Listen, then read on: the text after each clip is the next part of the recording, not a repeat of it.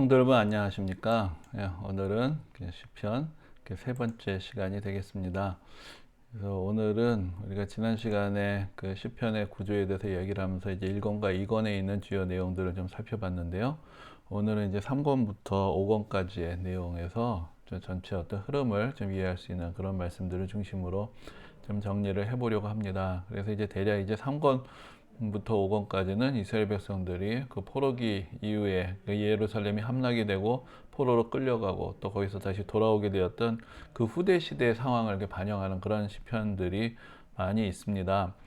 그래서 사실 우리가 그 이후의 역사가 뭐 좀 낯설기도 하지만 사실 성경 전체에서는 그 예루살렘 함락 이후에 또 바빌론 포로와 그 이후의 이야기들이 사실 성경에서 매우 중요한 그런 자리를 차지하게 되는데, 그것은 이제 한편으로 하나님의 백성의 고난에 대해서 우리에게 알려주고 또 그 고난 중에 함께 하신 하나님의 은혜, 또 회복의 소망, 또 하나님의 약속을 이루심, 그리고 더 나아가서 결국은 궁극적으로 이 세상 모든 고난과 모든 악에 대해서 또 구원하시고 뭐 우리에게 궁극적인 은혜를 베풀어 주실 하나님의 언약의 약속, 이런 말씀들이 이 뒤편의 이 시대의 선지자들을 통해서 또 시편을 통해서 우리에게 이렇게 전해지는 것을 볼 수 있습니다. 거기서 우린 더 나아가서 이제 메시아에 대한 소망, 장차 하나님께서 이루실 그 종말론적인 구원의 완성, 이런 말씀들이 여기서부터 또 새롭게 출발을 하게 되는 것이죠.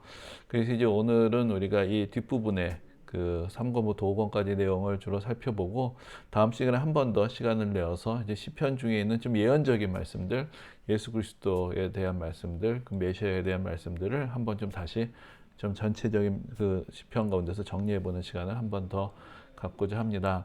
그래서 앞에서 말씀드린 대로 이 뒷부분, 이 1권과 2권은 주로 다윗과 솔로몬 시대에 또 하나님을 찬양하고 또 성도들의 믿음을 고백하는 내용들이 중심이 되었다면은, 이제 73편부터 이제 시작되는 이제 3권에서는 좀 더 비극적인 삶의 정황들, 또 하나님께서 함께 하시는데 왜 우리에게 이런 고난이 닥치는가, 또 그것이 어떤 뭐 개인의 고난뿐만 아니라 민족의 고난, 그 국권의 상실, 그 여러 가지 그 이민족의 지배, 이런 고통 속에서 또 하나님 앞에 탄식하는 이제 그런 말씀들을 우리가 또한 발견하게 됩니다. 그래서 74편 같은 경우 이제 대표적인 그런 어떤 성소의 파괴에 대한 그 묘사들이 나오는데요. 한번 보겠습니다. 하나님이여, 주께서 어찌하여 우리를 영원히 버리시나이까? 어찌하여 주께서 기르시는 양을 향하여 진노의 연기를 뿜으시나이까? 이것이 이제 서론적인 말씀인데, 그 진노가 어떤 것이었느냐? 이제 좀 건너뛰는데요. 6절부터 9절까지 쭉 표현을 하고 있습니다. 이제 그들이 도끼와 철퇴로 성소의 모든 조각품을 쳐서 부수고 주의 성소를 불사르며 주의 이름이 계신 곳을 더럽혀 땅에 엎었나이다. 그들의 마음속으로 이르기를 우리가 그들을 진멸하지 하고 이 땅에 있는 하나님의 모든 회당을 불살랐나이다. 우리의 표적은 보이지 아니하며 선지자도 더 이상 없으며 이런 일이 얼마나 오래일는지 우리 중에 아는 자도 없나이다. 얼마나 엄청난 절망을 표현하고 있는 것이죠. 성소가 불탑니다. 성전이 무너지고 적들이 와서 모든 것들을 다 쳐서 부숩니다. 그러니까 너무나 생생한 표현 가운데서 그 예루살렘에 대한 심판이 임하는 그 날에 대한 그 묘사를 하고 있는 것을 보고, 그 절망 가운데서 하나님 말씀도 들리지 않고 얼마나 이 고통의 시간이 오래일지 알 수 없다라는 그러한 탄식의 이야기들을 듣게 됩니다. 그래서 사실 우리가 성경을 읽으면서 이런 말씀들은 잘 익숙하지가 않습니다. 아마 이런 말씀이 있나 잘 몰랐던 분들도 계실 거예요. 우리에게 위로를 주고 은혜를 주는 말씀들은 많이 있지만, 그러나 성경의 모든 위로와 은혜는 그 고통의 세계를 겪은 사람들에게 임했던 위로와 은혜였다는 거. 그래서 성경이 결코 이 세상의 고통에 대해서 모르지 않고 또 고통 속에서 정말 탄식하는 사람들의 소리가 성경 한복판에서 사실 울려 퍼지고 있다. 우리가 그것을 좀 더 이해할 것입니다. 어떤 면에서 보면 좀 혼란스럽죠.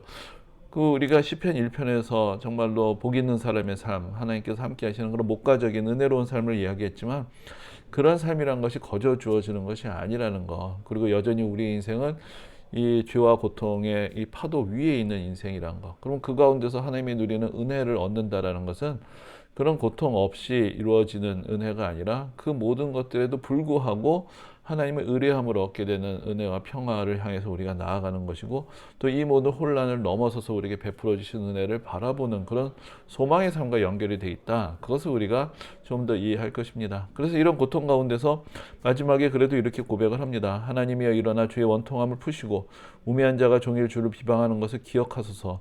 주의 대적들의 소리를 잊지 마소서. 일어나 주께 항거하는 자의 떠드는 소리가 항상 주께 상달되나이다. 근데 이제 여기에 사실 조금 아이러니가 있죠. 왜냐하면은 우리가 역사서를 볼 때 이 성소의 파괴는 사실 이스라엘 백성들에 대한 심판의 역사였다. 이제 그런 그 해석들을 보게 되는데, 여기서 이제 그 현장에 있었던 그런 시인의 노래는 참으로 이것이 하나님의 대적들의 역사다라는 그런 이야기를 하는 것이죠. 그래서 그 가운데 참 양면성이 있다라고 할 수 있습니다. 분명히 하나님의 백성답게 살지 못했기 때문에 결국 하나님께서 심판을 하시고 하나님의 진노의 대상이 되어버렸어요. 그럼에도 불구하고 하나님의 은혜를 기억하면서 결국은 하나님의 백성을 향해서 벌어지는 모든 일들을 하나님께서 결국은 기뻐하지 않으실 것이고, 그건데서 우리를 건지실 것이다라는 그런 소망. 결국 우리는 그래도 누가 뭐래도 결국은 하나님의 백성이다라는 그런 어떤 하나의 또 자존심, 그런 고집, 그런 믿음의 고백, 이런 것들이 이제 같이 섞여 있는 이제 그런 말씀이라고 할 수가 있습니다. 근데 이제 74편만 있는 것이 아니라 79편도 그런 면에서 참 아주 좀 심각한 도전을 우리에게 주는 그런 말씀인데, 한번 보겠습니다. 하나님의 이방 나라들이 주의 기업의 땅에 들어와서 주의 성전을 더럽히고 예루살렘이 돌무더기가 되게 하였나이다. 그들이 주의 종들의 시체를 공중의 새에게 밥으로, 주의 성도들의 육체를 땅의 짐승에게 주며 그들의 피를 예루살렘 사망의 물같이 흘렸으나 그들을 매장하는 자가 없었나이다.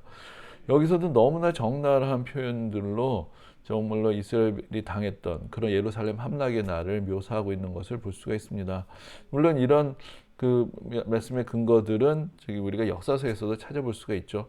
근데 이제 그러한 현장에서의 그런 생생함, 정말로 피가 물같이 흐르는 그날, 그 정말로 모든 사람들이 죽임을 당해서 매장할 사람이 없을 만큼 그러한 어떤 절망의 날에 대한 그런 절규와 같은 그런 탄원이 있는 것을 우리가 볼 수가 있습니다. 그러면서 이렇게 이야기합니다. 이방 나라들이 어찌하여 그들의 하나님이 어디 있느냐 말하나이까. 주의 종들이 피 흘림에 대한 복수를 우리 목전에서 이방 나라에게 보여주소서. 갇힌 자의 탄식을 주의 앞에 이르게 하시며 죽이기로 정해진 자도 주의 능력을 따라 보존하소서. 이방 나라들이 하나님이 어디 있느냐 말하는 이 고통, 여기 대해서 정말 하나님께서 복수해달라고 그렇게 외치는 이제 그런 탄원의 소리를 듣게 됩니다. 그래서 12절에서도 주여 우리 이웃이 주를 비방한 그 비방을 그들의 품에 7배나 갚으소서. 우리는 주의 백성이여 주의 목장의 양이니 우리는 영원히 주께 감사하며 주의 영예를 대대에 전하리이다.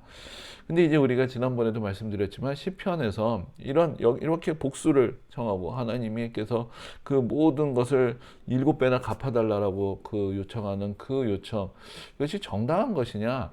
아까도 말씀드렸지만 사실 이 예루살렘의 함락이라는 그 역사적인 사건, 이것이 이제 기원전 586년, 587년 이제 그때 이제 일어나게 되는데, 그것이 이제 결국은 남유다의 멸망, 그리고 이제 포로로 끌려가는 그런 재난의 그 시작이 되는 것인데, 그것이 분명히 그들의 잘못이 있어요. 그리고 하나님의 심판으로 임하는 그런 사건이 있습니다. 그러나 그 현장에 있는 사람들의 그 답답함과 또 절망과 절규가 또 있는 것이죠. 그래서 이제 성경에서 특히 시가서라는 것은 어떤 우리가 합리적인 서술, 어떤 교리적인 내용을 담기 이전에 정말로 그 역사의 현장에서 하나님 앞에서 때로는 이해하지 못하고 또 때로는 혼란스럽고 그러면서도 뭔가 근거를 찾고자 하고 그런 몸부림치는 그런 사람들의 목소리를 그 공동체의 고백 가운데서 함께 담고 함께 그 마음속에 있는 모든 것들을 쏟아내고 있다. 우리가 그렇게 이해할 수 있을 것입니다. 그러니까 이제 그 시편 말씀 가운데 우리가 앞으로도 보게 되겠지만 쏟아내다 보면은 또 다시 정신이 들고 또 자기를 살피게 되고 또 하나님의 은혜를 구하고 회개하게 되고 또 다시 소망을 품게 되고 이런 일들이 계속 그 공동체 안에서 일어나게 되는 것이죠. 그러니까 그 안에서 모든 것들을 정죄하고 교리화해서 다듬는 것이 아니라 시편이란 것은 그러한 그 성도의 정서, 그런 마음, 그 깊은 곳에 있는 모든 갈등들을 그대로 끄집어내어서 우리에게 전해주고 우리의 목소리를 오히려 대신 끄집어내 주어서 우리 영적인 어떤 흐름을 만들어가는 것이다. 이제 우리가 그렇게도 이야기를 할 수가 있을 것입니다. 그 이제 89편에 가면은 89편 내용이 좀 더 길고 좀 복잡한 시이긴 한데, 여기에서는 결국은 그 하나님께서 다윗과 맺으셨던 그 언약, 그것이 깨어진 것에 대한 슬픔, 그것을 이야기하면서 다윗 왕조에 대한 애도까지 표현되어 있는 것을 볼 수가 있습니다. 그래서 이제 이것이 이제 3권의 마지막 시편이 되는데요. 우리가 그 사무엘 하에 보면은 하나님께서 다윗을 택하시고 이제 그 왕위를 영원히 경고하게 하시겠다고 약속하시는 그 내용이 나옵니다. 근데 그것을 여기서 이제 시인이 받아서 하나님 앞에 탄식을 합니다. 그 약속은 어디로 갔습니까? 이 나라는 여기서 끝나는 것입니까? 이제 이러한 애도가 이 가운데 담겨 있는 걸 볼 수 있습니다. 그래서 3절에 보면은 주께서 이르시되 나는 내가 택한 자와 언약을 맺으며 내 종 다윗에게 맹세하기를 내가 내 자손을 영원히 경고히 하며 내 왕위를 대대에 세우리라 하셨나이다. 그리고 이때 35절에도 이렇게 이어집니다. 내가 나의 거룩함으로 한번 맹세하였은즉 다윗에게 거짓말을 하지 아니할 것이라. 그의 후손이 장구하고 그의 왕위는 해같이 내 앞에 항상 있으며 또 궁창의 확실한 증인인 달같이 영원히 경고하게 되리라 하셨도다. 여기까지가 이제 전반부인데, 그러나 38절로 가면서 후반부 이야기에서 완전히 그 분위기가 바뀝니다. 그러나 주께서 주의 기름 부음 받은 자에게 놓아서 물리치셔서 버리셨으며 주의 종의 언약을 미워하사 그의 관을 땅에 던져 욕되게 하셨으며 그의 모든 울타리를 파괴하시며 그 요새를 무너뜨리셨으므로 길로 지나가는 자들에게 다 탈취를 당하며 그의 이웃에게 욕을 당하나이다. 주여 주의 성실하심으로 다윗에게 맹세하신 그 전에 인자하심이 어디 있나이까? 자, 앞에서 하나님께서 내가 한번 맹세했은즉 내가 거짓말을 하지 아니할 것이라. 근데 그 맹세하심이 어디로 갔습니까? 이제 왜 다윗의 왕조는 여기서 끝장이 나는 것입니까? 그 유다의 역사를 보면 이제 이스라엘이 남북으로 갈라졌지만 남왕조, 이 유다 왕국은 계속해서 다윗의 자손들이 이어갔습니다. 하지만 결국은 마지막 시드기야 왕의 시대에 있어서 이 왕조는 무너지게 되고 시드기야도 이제 포로로 바빌론을 끌려갔다 거기서 이제 죽게 되죠. 그렇게 해서 이제 다윗 왕조는 끝난 것인가? 그럼 하나님의 영원하신 언약은 어디에 있는가? 그런 탄식이 이 가운데 이제 담겨 있는 것을 봅니다. 그리고 이제 마지막에 여호와를 영원히 찬송할지어다라는 말이 이어지지만, 사실 우리가 지난번에 말씀드렸던 대로 이것은 성경의 각 권이 끝날 때마다 하나의 사인처럼 붙는 아멘 아멘이기 때문에 사실 원래 89편은 어디 있나이까? 라고 끝났다고 볼 수가 있습니다.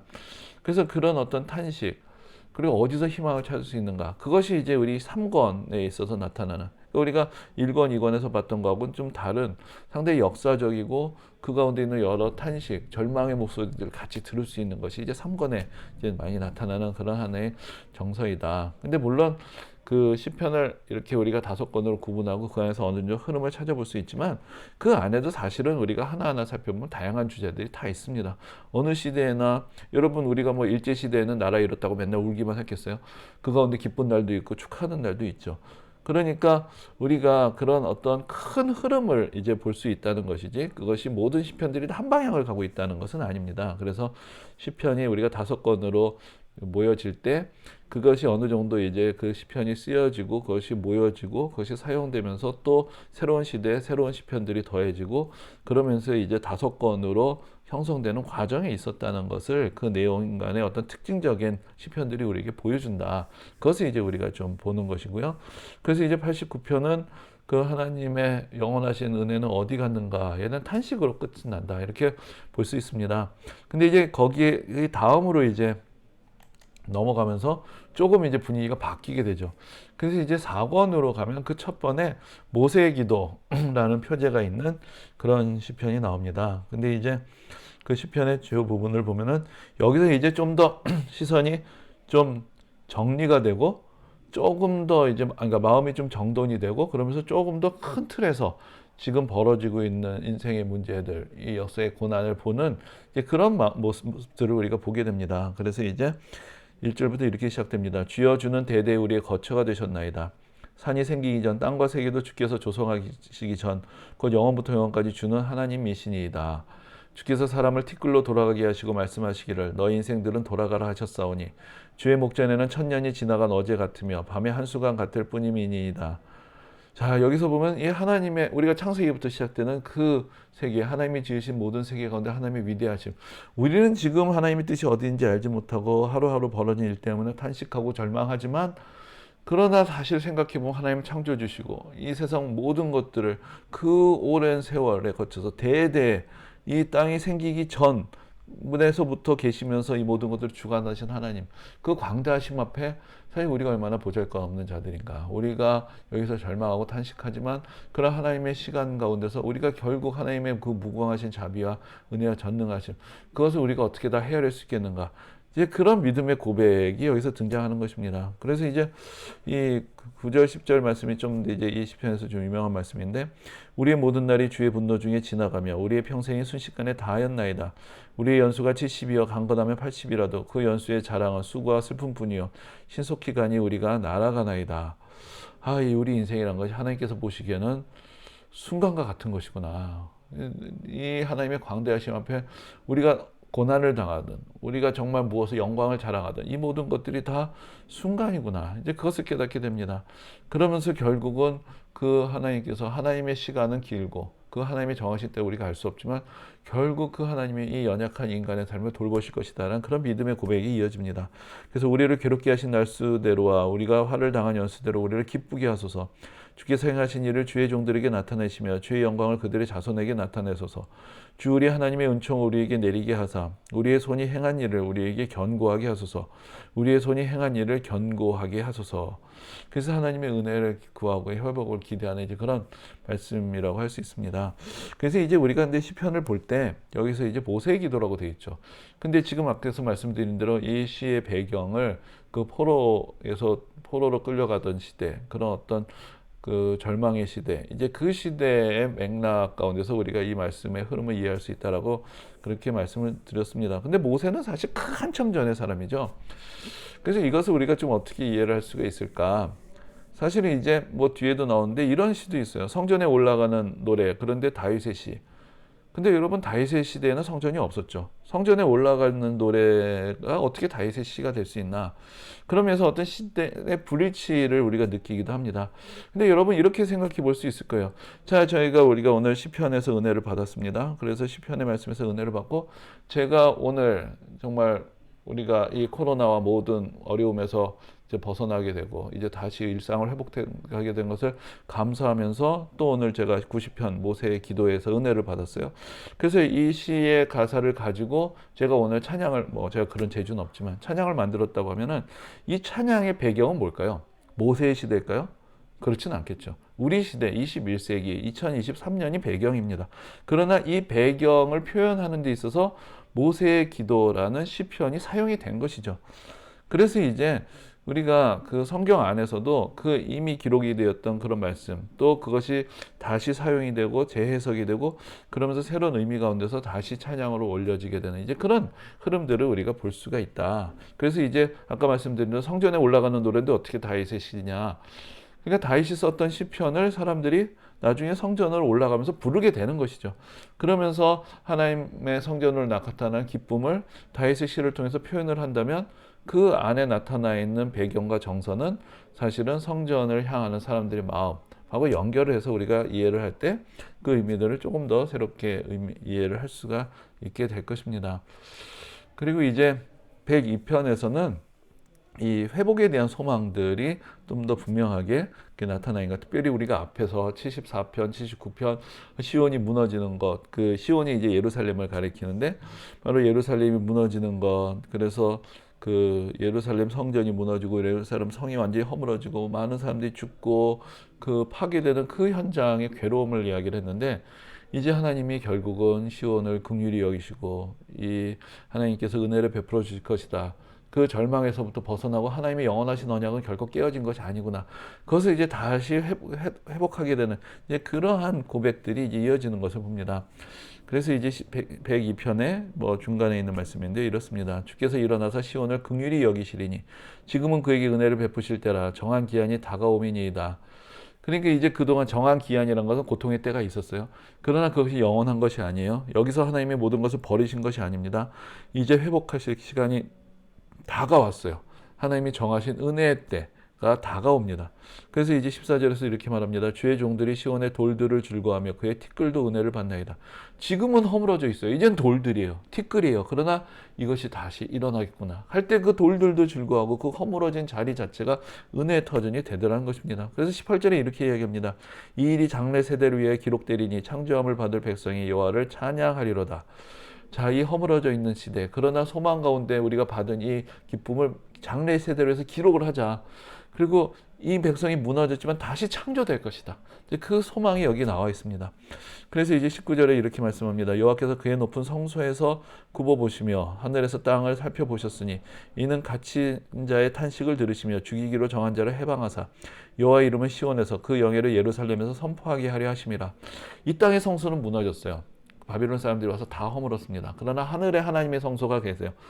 이 땅의 성소가 무너졌다고 하나님이 어디 가시는 분이 아니시고 거기서 여전히 우리를 긍휼의 눈으로 바라보시고 자기의 죄로 말미암아 죽을 수밖에 없는 인생을 해방하시고 탄식을 들으시고 회복시키시고 새로운 명예를, 새로운 은혜를, 이제 하나님의 영광 가운데서 하나님의 긍휼하심을 입은 자로서의 그 영예, 그 은혜를 이제 다시 시온에서, 예루살렘에서 선포하게 하신다. 이제 그런 소망을, 이 소망을 우리가 장래 세대로서 기록하자. 이제 그런 어떤 놀라운 말씀을 보게 됩니다. 그리고 이제 106편이 이 그 4권의 마지막 편이고요. 107편이 5권의 시작인데요. 이 두 편이 묘하게 연결이 되어 있는 것을 볼 수 있습니다. 그래서 이제 106편의 마지막에 보면은 이렇게 되어 있습니다. 그러나 여호와께서 그들의 부르짖음을 들으실 때 그들의 고통을 돌보시며 그들을 위하여 그의 언약을 기억하시고 그 크신 인자하심을 따라 뜻을 돌이키사 그들을 사로잡은 모든 자에게서 긍휼히 여김을 받게 하셨도다. 여호와 우리 하나님이여 우리를 구원하사 여러 나라로부터 모으시고 우리가 주의 거룩하신 이름을 감사하며 주의 영예를 찬양하게 하소서. 자, 여기서 이제 하나님께서 고통을 돌아보실 것이고 그 언약을, 아까 그 다윗과 맺은 언약은 어디 갔습니까? 탄식을 했지만 그 언약을 기억하셨어요. 그리고 뜻을 돌이키셔서 긍휼히 여김을. 근데 여기서 보면 그들을 사로잡은 모든 자에게. 그러니까 지금 이 백성은 사로잡혀 갔습니다. 예루살렘 무너졌고 나라는 국권을 잃었고 포로로 끌려가고 사로잡혀 갔어요. 그 백성들은 흩어졌습니다. 그 가운데서 이제 긍휼하심을 얻게 하셨구나. 이제 그것을 깨닫습니다. 그러면서 마지막에 간구합니다. 우리를 구원하셔서 여러 나라로 지금 흩어져 있고 포로로 끌려갔지만 다시 모아주시고 하나님의 은혜를 찬양하게 해달라고 그렇게 간구합니다. 그리고 48절은 이제 4권의 마지막 그 엔딩이라고 할 수 있고요. 그리고 나서 이제 5권의 첫 편, 107편이 시작이 되는데 이렇게 시작합니다. 여호와께 감사하라. 그는 선하시며 그 인자하심이 영원하미로다. 여호와의 속량을 받은 자들은 이같이 말할지어다. 여호와께서 대적의 손에서 그들을 속량하사 동서남북 각 지방에서부터 모으셨도다. 자, 이제 106편을 마감할 때는 우리를 모으소서, 그래서 우리가 찬양하게 하소서 했는데 그 일이 이루어졌어요. 하나님께서 포로를 돌이키셨어요. 돌아가게 하셨어요. 다시 모으셨어요. 그래서 그 인자하심이 영원하시다, 그 선하심을 찬양하는. 그래서 이제 우리가 여기서 이제 마지막 5권은 이 포로에서 돌아온 사람들의 이야기로 우리가 읽는 게 좋겠구나. 그것은 여기서 보게 되는 것이죠. 그러면서 이제 돌아와서 이 사람들이 다시 성전을 짓습니다. 예배를 회복을 합니다. 하나님의 은혜 자리를 회복합니다. 그리고 말씀을 회복합니다. 그래서 이제 다시 신화의 공동체를 이루어가는 그 모습들을 우리가 이제 그것이 이제 그 성경의 역사서 가운데서는 에스라, 느헤미야의 이제 그 이야기들이 잘 나와 있는데 이 시편의 마지막 권에 이제 그 분위기들을 우리가 여러 가지로 느껴볼 수 있는 그런 찬양들을 보게 됩니다. 그래서 이제 먼저 회복이 되는 것이 이제 말씀이 회복이 되고, 그래서 이제 에스라가 하나님의 말씀을 다시 이스라엘 백성들에게 읽어줍니다. 그래서 이들이 이 말씀 가운데서 다시 회복이 되고요. 그러면서 이제 하나님의 은혜 안에서 이 백성들이 새로운 삶을 일으키고 또 변화되는 것들을 볼 수가 있습니다. 그리고 이제 성전도 회복이 되죠. 성전이 건축이 됩니다. 그래서 이 백성들이 성전 안에서 다시 하나님께 예배드리는, 그것이 이제 우리가 제2성전이라고 이야기를 하는데요. 그래서 이제 순서적으로 보면은 이제 먼저 성전을 지었고, 그리고 에스라가 와서 말씀을 회복해 주었고, 그러면서 이제 그들의 신앙 공동체를 보호할 수 있는 예루살렘 성이 다시 재건이 되고, 이러면서 이제 신앙 공동체가 하나하나 회복이 되는 이야기들이 에스라, 느헤미야에서 우리가 볼 수가 있는데요. 여기 이제 그런 어떤 하나님의 은혜의 손길 안에서 변화되는 기쁨을 우리가 또 시편 그 말씀 가운데서 볼 수가 있습니다. 그런데 이제 여기 이제 조금 이제 형식에 대한 얘기를 잠깐 드리려고 하는데요. 시편 119편이 시편에서 이제 제일 긴 시편이 됩니다. 근데 이제 시편 119편은 우리말 성경으로 봐서는 알 수 없는 특징이 있습니다.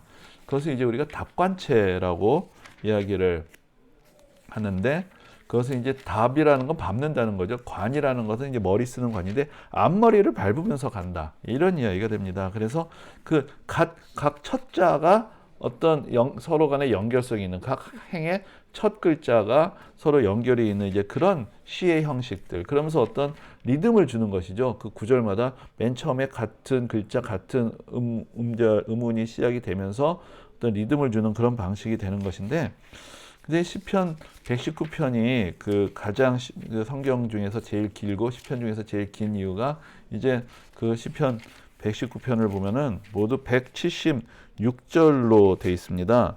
그런데 그 176절로 돼 있는 이유가 있는데, 그 히브리어 알파벳이 모두 22개가 있는데요. 22개가 있는데 그 이 시편 119편은 그 한 알파벳으로 8절씩 시작을 하게 되어 있습니다. 그러니까 여러분 22 곱하기 8은 176이 되겠죠. 그래서 176절이 나옵니다. 그래서 제가 잠깐 본보기로 보여드리는데요. 자, 1절부터 8절은 첫 글자가 다 같죠. 첫 글자가 다 같은데 이것이 이제 히브리어 알파벳을 알렙이라는, 그러니까 영어로 말하면 A하고 비슷하다고 생각하시면 되겠는데, 알렙이라는 이제 그러한 그 알파벳인데요. 다 1절부터 8절까지 알렙으로 시작하다가 자, 9절부터 16절로 가면은 이것은 이제 베트라는 그 영어로 말하면 B하고 같은 그런 알파벳이 됩니다. 그래서 9절부터 16절까지가 다 같은 글자로 시작이 되죠.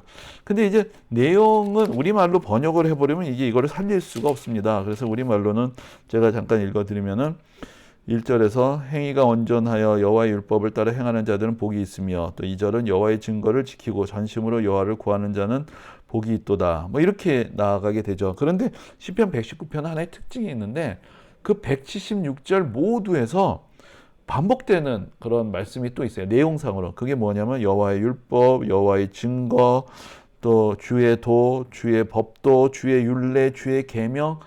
그러니까 이게 좀 되게 특별한 시편인데 그 하나님의 말씀에 대한 헌신, 그 기쁨, 그것이 아주 잘 나타나 있으면서 이런 또 좀 특별한 형식을 갖춘 이제 그런 시편이라고 할 수가 있습니다. 그리고 그 이 시대의 어떤 또 믿음의 내용들을 잘 보여주는 그런 시 중에 하나가 이제 성전에 올라가는 노래가 쭉 또 이어지게 되는데, 제 이제 성전이 회복이 되고 성전으로 순례를 가면서 사람들이 하나님의 은혜, 우리를 이렇게 돌이켜 주시는 은혜를 이제 기억하는 이제 그런 찬양을 하나 이제 우리가 같이 보게 되겠는데요. 한번 같이 읽어보겠습니다. 여호와께서 시온의 포로를 돌려보내실 때 우리는 꿈꾸는 것 같았도다. 그때 우리 입에는 웃음이 가득하고 우리 혀에는 찬양이 찼었도다. 그때 문나라 가운데서 말하기를 여호와께서 그들을 위하여 큰 일을 행하셨다 하였도다. 여호와께서 우리를 위하여 큰 일을 행하셨으니 우리는 기쁘도다. 여호와여, 우리의 포로를 남방 시내들 같이 돌려보내소서. 눈물을 흘리며 씨를 뿌리는 자는 기쁨으로 거두리로다. 울며 씨를 뿌리러 나가는 자는 반드시 기쁨으로 그 곡식단을 가지고 돌아오리로다. 자, 여기서 보면은 이제 성전에 올라가는 노래라는 것은 예루살렘으로 순례를 하면서 순례하던 사람들이, 그러니까 우리가 구약 성경에 보면은 뭐 절기가 되면 유월절이라든지 오순절이라든지 초막절이 되면은 하나님 앞으로 나오도록 되어 있습니다. 그런데 옛날에 포로로 끌려갔을 때 성전도 없었고 하나님 앞에 나아갈 수가 없었죠. 그러나 이제 하나님 앞에 나아가면서 성도들이 찬양을 하면서 예루살렘으로 순례길을 갑니다. 그러면서 이렇게 포로에서 돌이키시고 은혜를 베푸신 그 하나님의 은혜를 찬양하면서 이제 순례길을 가는 것이죠. 그러면서 한때는 눈물을 흘리고 씨를 뿌렸어요. 그러나 그것을 기쁨으로 거두게 하시는 하나님의 은혜를 경험하는 그런 찬양을 여기서 볼 수가 있습니다. 그리고 이제 시편의 맨 마지막에 146편부터 150편까지가 이제 5권의 마지막이고 시편 전체 마지막인데, 여기는 그런 정말 어떤 기쁨이 터져 나오는 기쁨의 찬양을 보게 됩니다. 그래서 이제 우리가 시편을 볼 때 1편에서 복 있는 사람은 뭐 악인의 길을 쫓지 아니하며 뭐 여호와의 율법을 즐거워하여 주야로 그 율법을 묵상하는도다, 이렇게 시작을 하죠. 그래서 그 시냇가에 심은 나무가 철을 따라 과실을 맺으며 뭐 그 잎사귀가 마르지 않음 같으니, 그런 하나님의 은혜 가운데도 목가적인 어떤 그런 톤으로 시작이 되는 노래였다면은 그것이 그 가운데 어떤 하나님의 은혜에 대한 감사도 있지만 아까 말씀드렸듯이 그 비탄과 어떤 절망의 그 어떤 탄식으로 이제 음조가 바뀌게 됩니다. 그러다 거기서부터 다시 벗어나서 평화와 위로를 누리게 되고, 마지막에는 마치 여러분들 어떤 그 화려한 교향악을 연주할 때 마지막에 그 꽝꽝꽝꽝꽝 빰빰 하고 이제 그 웅장하게 끝나는 이제 그런 그 어떤 그 요양곡 같은 것을 볼 수가 있는데 시편이 좀 그렇다고 볼 수 있어요. 처음에 목가적으로 시작을 하다가 여러 가지 슬픈 음조와 여러 가지 음색들이 이어지다가 마지막에 모든 악기가 다 일제히 하나님을 찬양한 그런 감동적인 찬양으로 끝나게 되는데 그것이 이제 특별히 150편의 마지막 편에 잘 나타납니다. 한번 보겠습니다. 할렐루야 그의 성소에서 하나님을 찬양하며 그의 권능의 궁창에서 그를 찬양할지어다. 그의 능하신 행동을 찬양하며 그의 지극히 위대하심을 따라 찬양할지어다. 나팔 소리로 찬양하며 비파와 수금으로 찬양할지어다. 소고치며 춤추어 찬양하며 현악과 퉁소로 찬양할지어다. 큰 소리 나는 재금으로 찬양하며 높은 소리 나는 재금으로 찬양할지어다. 호흡 있는 자마다 여호와를 찬양할지어다. 할렐루야. 참 그 감격이 있는 찬양이고 모든 악기들이 다 동원이 돼 있죠. 그래서 우리가 그런 얘기하곤 합니다. 성전에서 어떤 악기를 써야 됩니까? 어떤 사람들은 뭐 피아노, 올간 아니면 쓰면 안 된다. 뭐 옛날에 그런 분들도 있었어요. 근데 시편을 보면 그냥 모든 이 모든 관악기, 현악기, 타악기, 모든 소리 나는 건 다 들고 와서 하나님을 찬양하는 그러한 모습을 볼 수가 있죠. 그래서 그 가운데서 여러 악기들을 가지고 오케스트라를 정말 하나님을 찬양하는 그런 아주 뜨거운 그런 찬양의 모습을 우리가 여기서 볼 수가 있고요. 그래서 모든 사람들이 하나님의 은혜에 대한 감사의 찬양 올려보냅니다. 근데 여러분 이 찬양이란 것이 뭘까요? 우리가 오늘 특별히 이제 본 것처럼 74편, 79편 얼마나 슬픕니까? 다 죽었어요. 다 무너졌어요. 언제까지 이 고통이 될지 알 수가 없어요. 저 하나님 말씀도 들리지 않아요. 사람들이 다 욕해요. 너희 하나님이 어디 계시냐. 근데 그 슬픔의 노래들을 거쳐서 다시 회복이 되고 다시 찬양하는 이제 그러한 큰 믿음의 흐름을 우리가 또한 시가서에서 보게 되는 것이죠. 그래서 시가서의 배경에는 역사가 있습니다. 그 역사가 있고 그 역사 속에서 성도들의 삶의 현장이 있어요. 이것이 그래서 모든 것들이 완결되어 있는 어떤 결론만 이야기하지 않습니다. 과정이 있고요. 그 가운데서 우리에게는 때로는 탄식도 있고 절망도 있고 불신앙도 있고 시험도 있습니다. 그러나 그 가운데서 깨달음도 있고 회개도 있고 그러면서 주시는 은혜와 기쁨도 있죠. 이것이 이제 우리의 신앙에서 계속해서 이어지는 하나의 영적인 흐름이 되는 것이고 그 안에서 이제 루터도 그런 얘기를 우리가 첫 시간에 말씀을 드렸지만 그 시편 안에 내 마음을 표현해 주는 시편이 있다.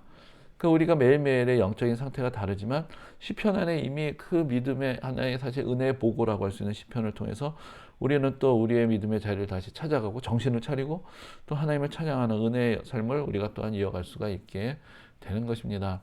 그래서 오늘도 또 우리가 시편의 어떤 특별히 큰 어떤 약간 역사적인 비극과 또 그 안에서 다시 하나님에 대한 찬양으로 이어지는 그런 과정들을 보았는데 또 오늘 함께해 주신 모든 성도님들 감사드립니다. 오늘 여기까지 마치도록 하겠습니다.